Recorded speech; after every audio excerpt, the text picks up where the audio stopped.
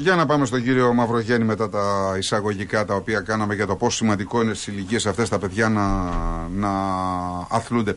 Καταρχάς, εγώ σου είπα, ένα κέρδος είναι 3 ώρες κάθε μέρα δεν έχουμε το κινητό. Πού το βάζεις αυτό? Δεν το συζητώ. Και οι προπονήσεις. Αυτό λέω. Ναι. Καλημέρα στον κύριο Μαυρογέννη. Καλημέρα. Καλή σας ημέρα. Καλή επιτυχία να σας ευχηθώ από τη νέα θεσμική σας αυτή θέση. Εκλογές θα έγιναν πρόσφατα, αν δεν κάνω λάθος. Ναι. Δεν έχουμε συμπληρώσει ούτε μήνα στη διοίκηση της Ένωσης. Τώρα, μπάσκετ. Ναι. Αγαπημένο από την εποχή του Γκάλι και της Εθνικής του 87, συγγνώμη.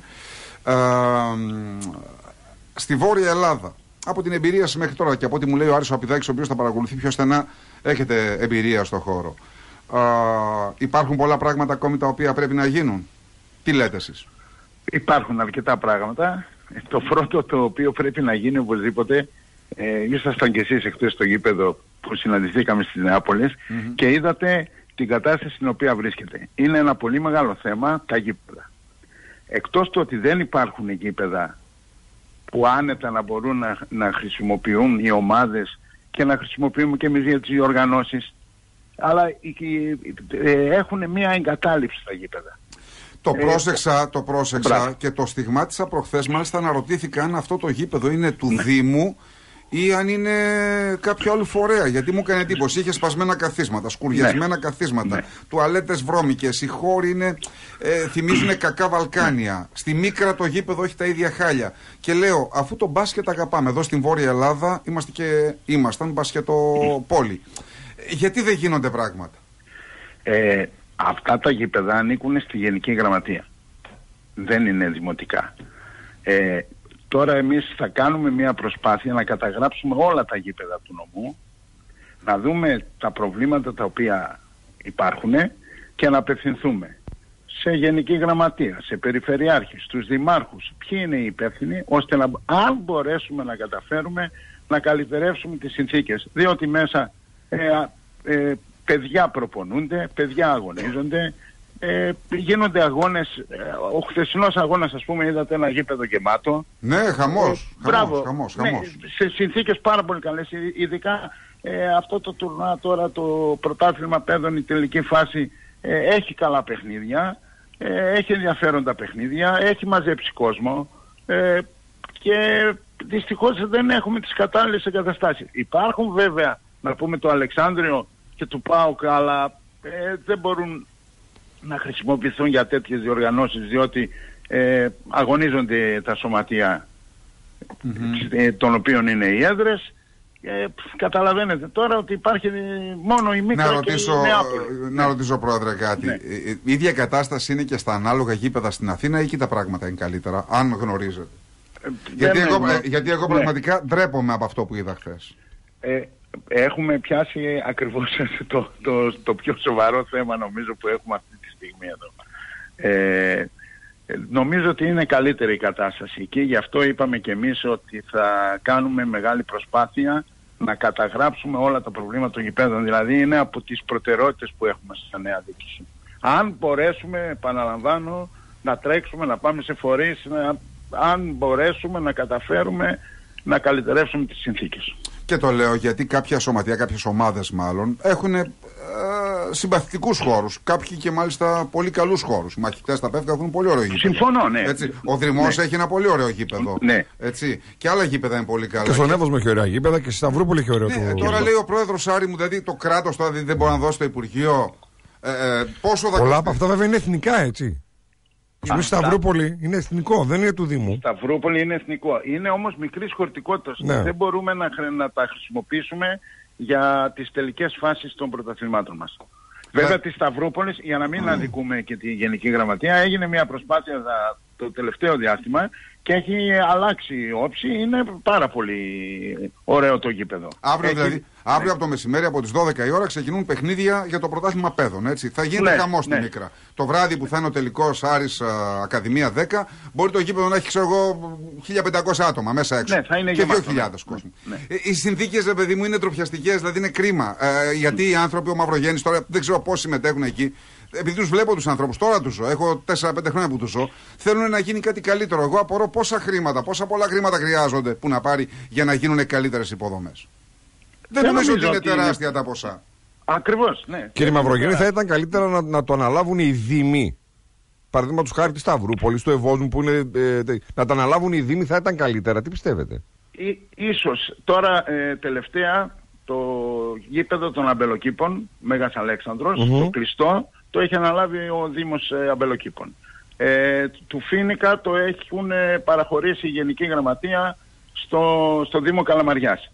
Πιστεύω βέβαια και αυτά θέλουν κάποια χρήματα. Πιστεύουμε ότι, γιατί και σε συνεννόηση και σε συνομιλίες που είχαμε σε επαφή με τους Δήμους, ειδικά του Φοίνικα, το οποίο θέλει αρκετά πράγματα για να γίνει όπως πρέπει να είναι, έχει την πρόθεση ο Δήμος να καλυτερεύσει τις συνθήκες του γηπέδου.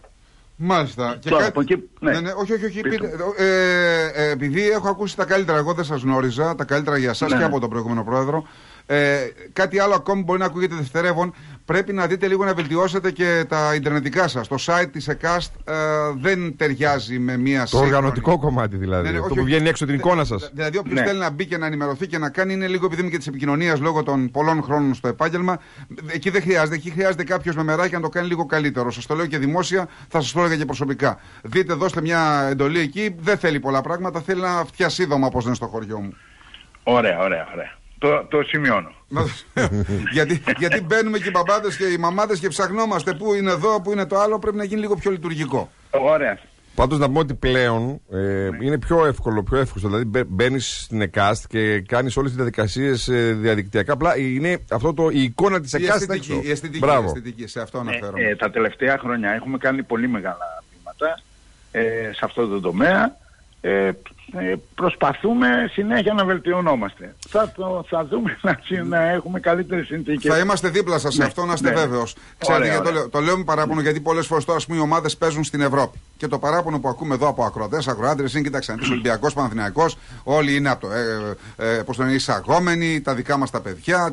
Αν οι υποδομές δεν βελτιωθούν, ώστε να αναδειχθούν περισσότερα δικά μας εγχώρια ταλέντα, είναι λογικό να φτάνουν τα παιδιά σε μια ηλικία εκεί στα 18-19 να απογοητεύονται, γιατί οι ομάδες πηγαίνουν και παίρνουν κόσμο απ' έξω. Αν δεν έχεις εδώ τις υποδομές να βελτιώσεις το ταλέντο ακόμη περισσότερο, θα μείνει απλά. Και βλέπουμε, κύριε Μαυρογέννη, ότι έχει πάρα πολύ ταλέντο η ΕΚΑΣΤ. Πάρα πολύ ταλέντο. Υπάρχει ταλέντο. Δυστυχώς όμως αυτό το οποίο είπατε είναι αλήθεια. Τα παιδιά όταν φτάνουν τελειώνουν το εφηβικό κτλ. Μετά δεν μπορούν να βρουν εύκολα ομάδες για να μπορέσουν να αγωνιστούν. Βέβαια δεν σας κρύβω ότι η Ομοσπονδία το τελευταίο 1-2 χρόνια έχει βάλει ένα μπόνους στις ομάδες για να χρησιμοποιούν των εθνικών κατηγοριών, για να χρησιμοποιούν παίκτες νεαρούς. Ανάλογα με το χρόνο συμμετοχής υπάρχει και ένα μπόνους στο τέλος της αγωνιστικής περίοδου. Αυτό πιστεύω ότι είναι προς τη σωστή κατεύθυνση, ώστε να βρίσκουν θέση τα παιδιά να αγωνίζονται στις εθνικές κατηγορίες. Δηλαδή βλέπουμε πρωταθλήματα, ας πούμε, που εντάξει δεν έχω κάτι με τους μεγαλύτερους σε ηλικία, όλοι να παίξουν μπάσκετ και τα λοιπά. Και έχει 35. Μπράβο, ναι, γιατί όχι. Αλλά ίσα ίσα έχουν τα νέα παιδιά που να κερδίσουν πολλά πράγματα από τους μεγαλύτερους. Και φυσικά άμα δεν χτίσουμε κιόλας στη νέα γενιά δεν θα έχουμε και καλή εθνική, έτσι είναι. Ναι, όλα αυτά έχουν. Αλυσίδα είναι. Αλυσίδα, έχουν μεταξύ τους σχέση, βέβαια. Εντάξει, για να μην παρεμηνεθούν για αυτά που λέμε για τους ακροατές οι οποίοι μας ακούνε, και είναι χιλιάδες οι ακροατές ακροάτριες, δεν είναι και καλά αυτός ο σκοπός ο πρωταθλητισμός. Έλεγα νωρίτερα ότι τα καλά και στο μπάσκετ και στα άλλα, μιλάμε για μπάσκετ τώρα, στα παιδιά που ξεκινούν από τα 6, 7, 8 χρόνια τους, είναι ότι έχουν μια δραστηριότητα η οποία τους βοηθά πάρα πολύ στο να ολοκληρώσουν το χαρακτήρα τους. Εγώ έχω πει το μεγαλύτερο κέρδος για τα παιδιά μου και για τα δύο είναι ότι 3 ώρες κάθε μέρα ξέρω τουλάχιστον δεν θα έχουν το κινητό στα χέρια. Είναι πολύ σημαντικό. Αυτό είναι το μεγαλύτερο κέρδος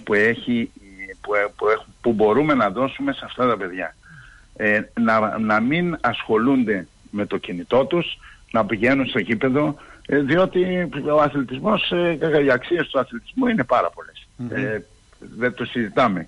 Μόνο να κερδίσουν έχουν και δεν έχουν τίποτα να χάσουν. Και φυσικά δεν είναι αυτός ο σκοπός ο πρωταθλητισμός. Βεβαίως.